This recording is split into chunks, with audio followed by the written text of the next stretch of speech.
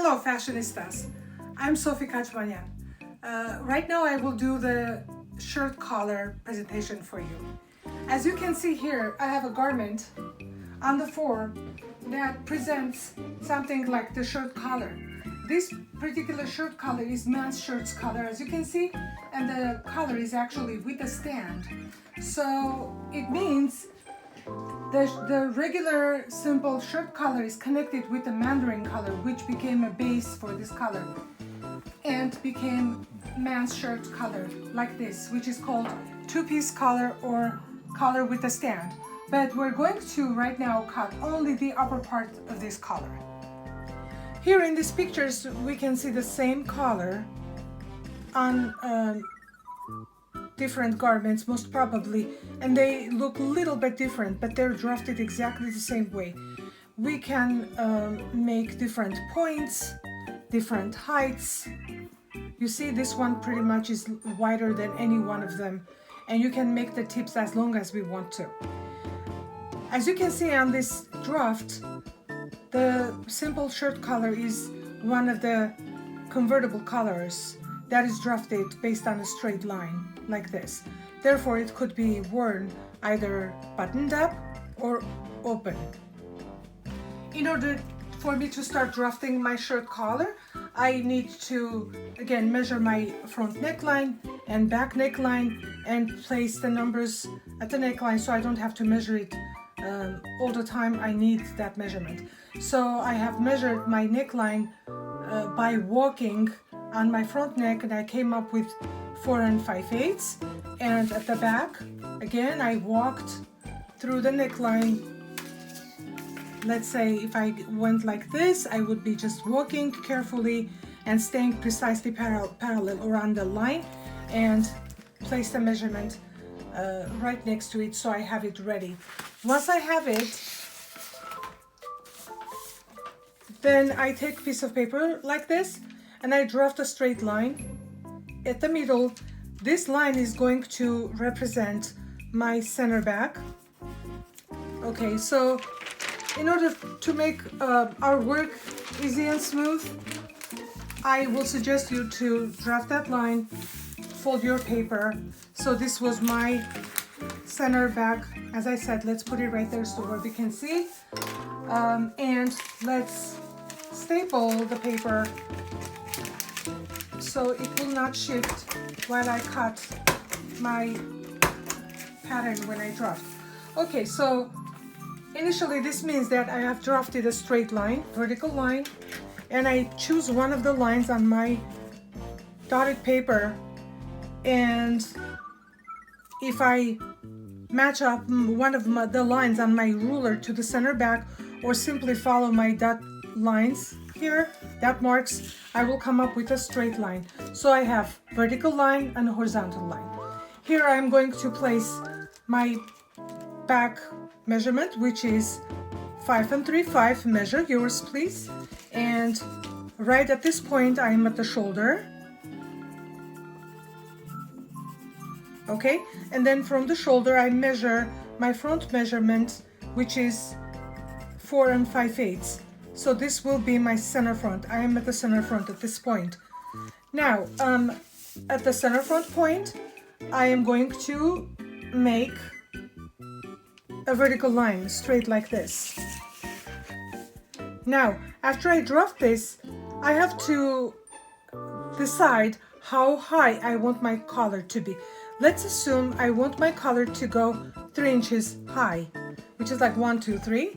There, I'm going to draft from there a straight line, which is perfectly parallel to my neckline. And after I do this, then I'm going to construct my neckline, which is drafted by measuring 1/2 inch up on my center front line, and with my French curve I'm going to draft a slight curvy line to kind of go along with my neckline curve. And at this point I need to decide how pointy I want my shirt points to be at the front. Say I want 1.5 inch point right there. I measure 1.5 inch here. You can measure more or less. As you have seen in the picture, it belongs what kind of design we want. Pretty much that's my pattern. My shirt pattern is done. And at this point, what I need to do is to add my seam allowances, which is again 1/4 inch. And at my neckline also, 1/4 inch all around.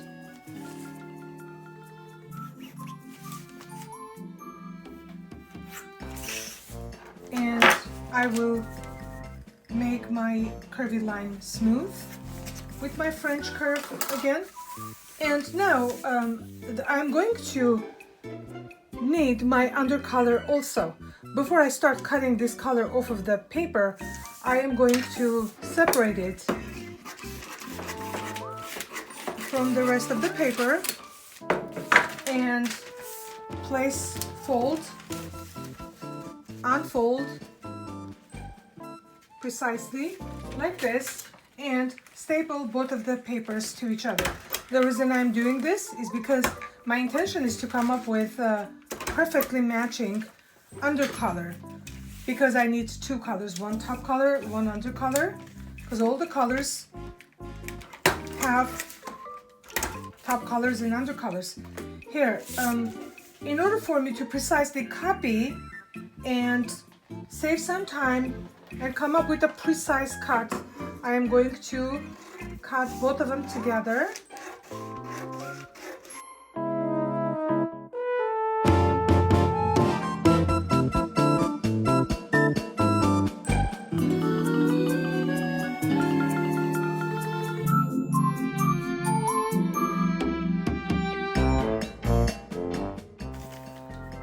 Before I separate them from each other, let's notch the shoulder position, because both of the collars have this notch common between them. And now let's separate them.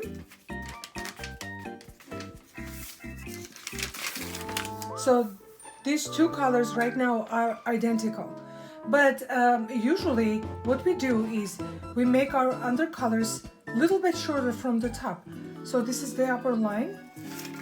What I need to do is I need to cut this 1/8 inch short. Let's say I'm going to cut 1/8 inch. To start with, you can come up with a dot line which starts 1/8 inch cut, 1/8. Okay, so I'm going to come to the shirt tip to 0. Why do we do this? Is because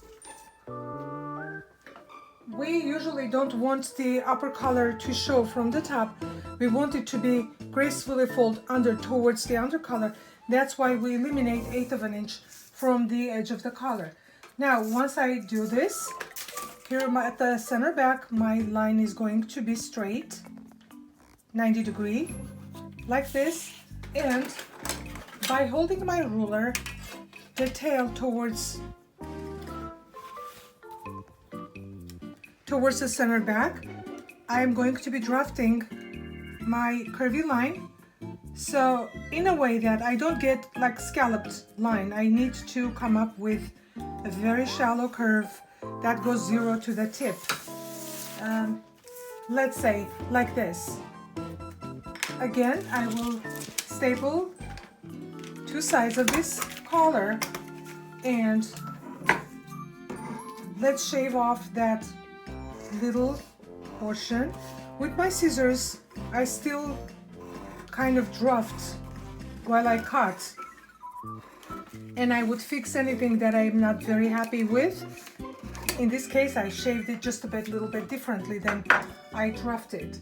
And so at this point, if I place my undercolor on top of my top color, you can see that my undercolor is a little bit shorter.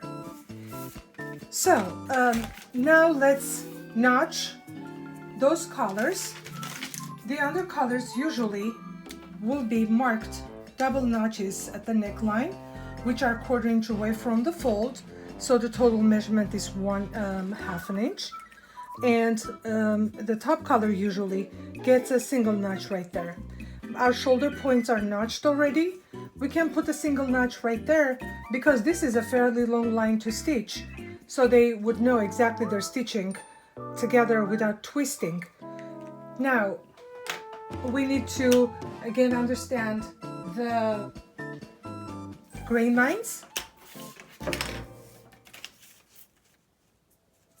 For different fabrics, the grain lines will be different. Let's say if I have plaids that they want to put in a certain position, they can shift the fabric. Or if I have stripes, you know, I can shift the fabric again any way I want to, or the grain line can be right there. Okay, so whichever way you want to put your grain line, it's doable. Why it is like that? Because the top colors are always fused. So they're always fused. When you fuse a fabric, it pretty much kills the grain of the fabric. That's why we can shift it without damaging the whole performance of the color. But this one is shirt color.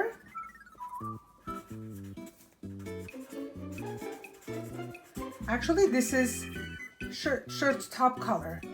Top color of the shirt. It's size 8 and this is cut 1. Meanwhile, this is my, let's first place our grain line here. Let's assume I'm doing the grain line on the lengthwise position like this. So this will be my undercolor.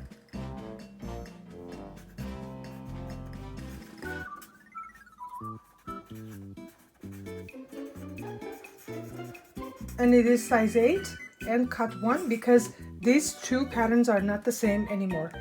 Now the top color is fused, the undercolor is not. Sometimes you would fuse the undercolor also if the fabric is too thin and you want to give some body to it. Okay, other than that, the color is done. My pattern placed on the dress form looks like this. As you can see, I came up with 1.5 inch points, and my colors are coming here and meeting at the center front, where the collar is having 1 inch stand underneath. That's how it folds, that's how it performs. Underneath, if I open up, you can see that my shoulder notch is matching with my shoulder seam, and the center back is matching with the center back. The good color is the one that fits the neckline properly, it rests on the body easily, and the fold line is relaxed. And it looks like this color is not a bad color. One very important component in designing garments with variety of colors actually requires us to understand where the opening of the garment is and what kind of opening we want to do on our design. For instance, this very simple shirt collar, as you can see, has a fold at the back, so there is no zipper at the back. Or there is no opening. The opening, this collar dictates to be at the front. So later on we can add button and buttonhole extensions and come up with a button design here, button down design here. Meanwhile, on this garment, this is a knitted garment, but it's just an example. Let's say if I have a zipper here and I'm planning to put a zipper in there, I am not going to have any extensions, simply 1/2 inch seam allowance, and I will put a zipper here. As you can see, again, the opening is at the front. If I want to change this opening at the back on mandarin colors, I can put this color on a fold. Instead, chop down the back, center back of the collar, have a 1/4 inch seam allowance here, and then place a zipper down the garment. This will conclude my demonstration of the simple shirt color for you today. See you next time.